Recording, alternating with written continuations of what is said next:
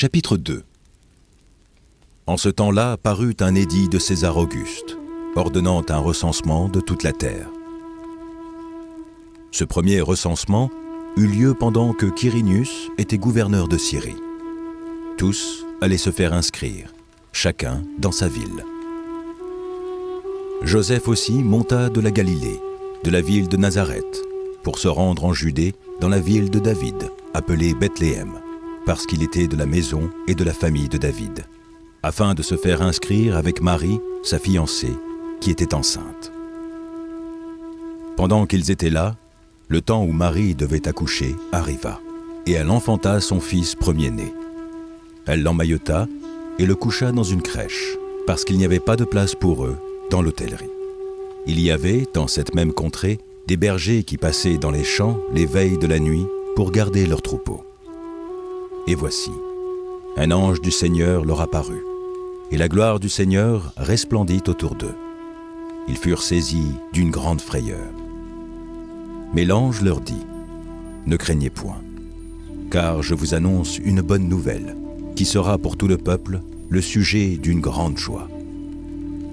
C'est qu'aujourd'hui, dans la ville de David, il vous est né un Sauveur, qui est le Christ, le Seigneur. Et voici à quel signe vous le reconnaîtrez. Vous trouverez un enfant emmailloté et couché dans une crèche. » Et soudain, il se joignit à l'ange une multitude de l'armée céleste, louant Dieu et disant : « Gloire à Dieu dans les lieux très hauts, et paix sur la terre parmi les hommes qui l'agréent. » Lorsque les anges les eurent quittés pour retourner au ciel, les bergers se dirent les uns aux autres : « Allons jusqu'à Bethléem, et voyons ce qui est arrivé, ce que le Seigneur nous a fait connaître. » Ils y allèrent en hâte, et ils trouvèrent Marie et Joseph, et le petit enfant couché dans la crèche. Après l'avoir vu, ils racontèrent ce qui leur avait été dit au sujet de ce petit enfant. Tous ceux qui les entendirent furent dans l'étonnement de ce que leur disaient les bergers. Marie gardait toutes ces choses et les repassait dans son cœur.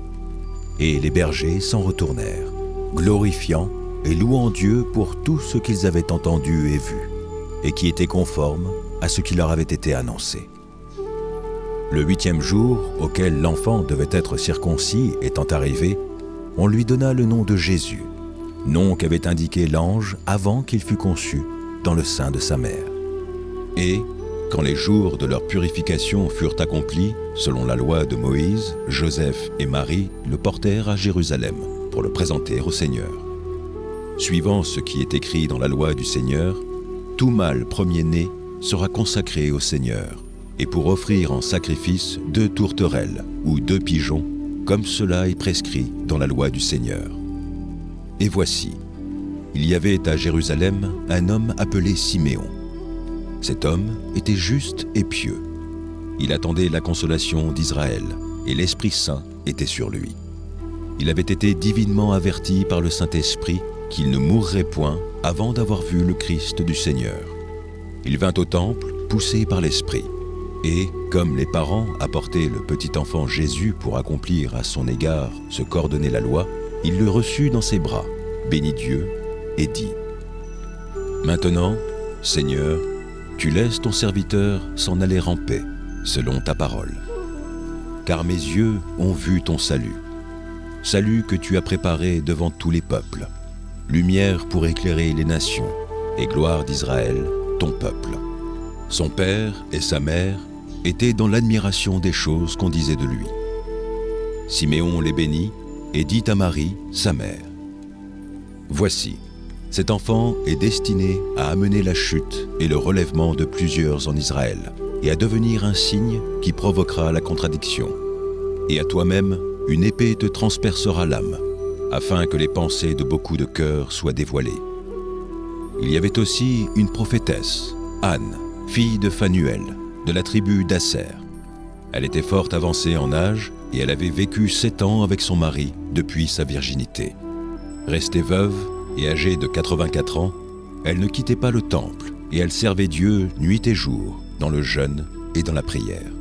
Étant survenue, elle aussi, à cette même heure, elle louait Dieu et elle parlait de Jésus de tous ceux qui attendaient la délivrance de Jérusalem. Lorsqu'ils eurent accompli tout ce qu'ordonnait la loi du Seigneur, Joseph et Marie retournèrent en Galilée, à Nazareth, leur ville. Or, l'enfant croissait et se fortifiait. Il était rempli de sagesse, et la grâce de Dieu était sur lui. Les parents de Jésus allaient chaque année à Jérusalem, à la fête de Pâques. Lorsqu'il fut âgé de 12 ans, ils y montèrent selon la coutume de la fête. Puis, quand les jours furent écoulés et qu'ils s'en retournèrent, l'enfant Jésus resta à Jérusalem. Son père et sa mère ne s'en aperçurent pas. Croyant qu'il était avec leurs compagnons de voyage, ils firent une journée de chemin et le cherchèrent parmi leurs parents et leurs connaissances.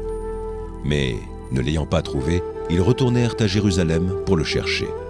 Au bout de 3 jours, ils le trouvèrent dans le temple, assis au milieu des docteurs, les écoutant et les interrogeant.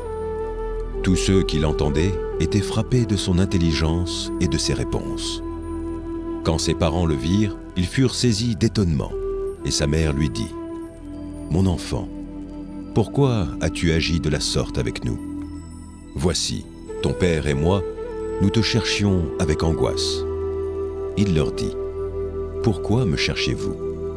Ne saviez-vous pas qu'il faut que je m'occupe des affaires de mon père ? » Mais ils ne comprirent pas ce qu'il leur disait. Puis il descendit avec eux pour aller à Nazareth, et il leur était soumis. Sa mère gardait toutes ces choses dans son cœur. Et Jésus croissait en sagesse, en stature et en grâce devant Dieu et devant les hommes. Chapitre 3. La 15e année du règne de Tibère César, lorsque Ponce Pilate était gouverneur de la Judée, Hérode, tétrarque de la Galilée, son frère Philippe, tétrarque de l'Ithurée et du territoire de la Traconite, Lysania, tétrarque de la Bilène, et du temps des souverains sacrificateurs Anne et Caïphe, la parole de Dieu fut adressée à Jean, fils de Zacharie, dans le désert. Et il alla dans tout le pays des environs de Jourdain, prêchant le baptême de repentance pour la rémission des péchés, selon ce qui est écrit dans le livre des paroles d'Ésaïe, le prophète.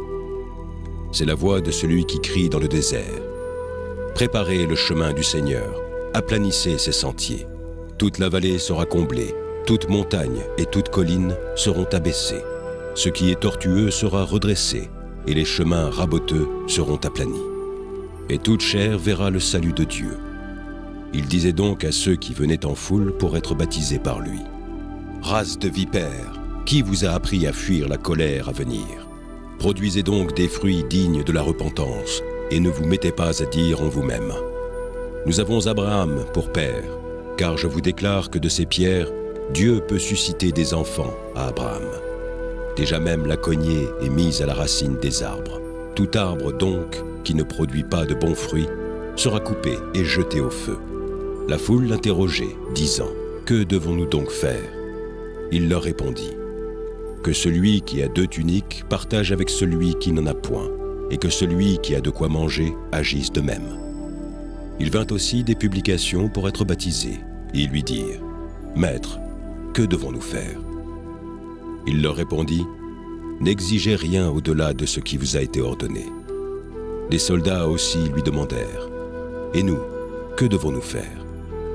Il leur répondit : « Ne commettez ni extorsion ni fraude envers personne, et contentez-vous de votre solde. » Comme le peuple était dans l'attente, et que tous se demandaient en eux-mêmes si Jean n'était pas le Christ, il leur dit à tous : « Moi, je vous baptise d'eau, mais il vient, celui qui est plus puissant que moi, et je ne suis pas digne de délier la courroie de ses souliers.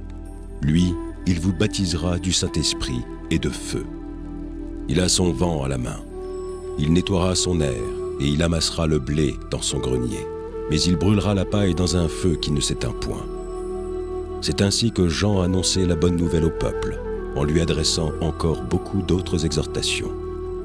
Mais Hérode, le tétrarque, étant repris par Jean au sujet d'Hérodia, femme de son frère, et pour toutes les mauvaises actions qu'il avait commises, ajouta encore à toutes les autres celle d'enfermer Jean dans la prison.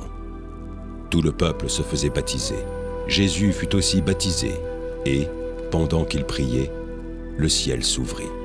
Et le Saint-Esprit descendait sur lui sous une forme corporelle, comme une colombe, et une voix fit entendre du ciel ces paroles.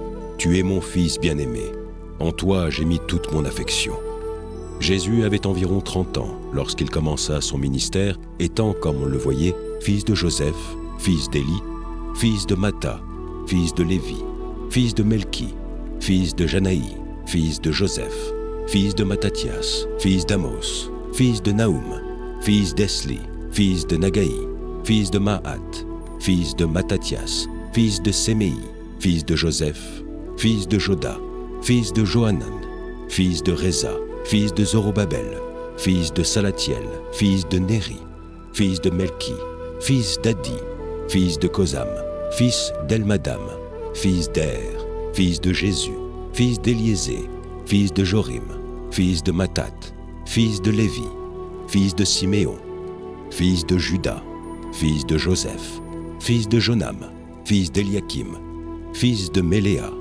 fils de Ména, fils de Matata, fils de Nathan, fils de David, fils d'Isaïe, fils de Jobed, fils de Boaz, fils de Salmon, fils de Naasson, fils d'Aminadab, fils d'Admin, fils d'Arni, fils d'Esrom, fils de Phares, fils de Juda, fils de Jacob, fils d'Isaac, fils d'Abraham, fils de Tara, fils de Nacor, fils de Séruch, fils de Ragahu, fils de Phalec, fils d'Héber, fils de Sala, fils de Caïnam, fils d'Arphaxad, fils de Sem, fils de Noé, fils de Lamech, fils de Mathuselah, fils d'Enoch, fils de Jared, fils de Maléléel, fils de Caïnan, fils d'Énos, fils de Seth, fils d'Adam, fils de Dieu.